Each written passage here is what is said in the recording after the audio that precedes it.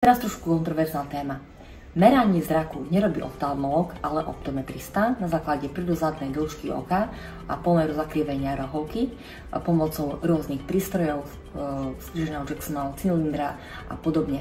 Oftalmológ sa zaoberá vizuálnymi funkciami, farbocitom a podobne. Chodiť s dieťaťom na preventívne lekárske prehliadky u pediatra, kde sú sledované vizuálne funkcie, je odporúčané v veku 0 rokov, to znamená pri narodení, ktorí sa zistujú vrodené vady ako veku 4, 8, 12 mesiacov, 18 mesiacov, ďalej vo veku 3 rokov, keď často objavujeme strabizmus, štúlenie, v veku 5 rokov, 7 rokov, teda pred nástupom do školy, v veku 9 rokov, 11 rokov, 13 rokov, 15, 17 rokov života.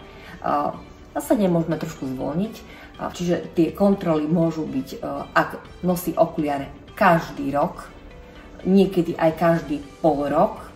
Po 40. roku života sa opäť zintenzívňujú lekárske prehliadky, nakoľko nastupuje presbyopia. Z 60 už sa robia prehliadky každý rok, pretože môžeme zistiť skryté vady, ako je šedý zákal, glaukom, vekom podmienená makulárna degenerácia, ktorá je žiaľ na vzostupe, a iné diagnózy.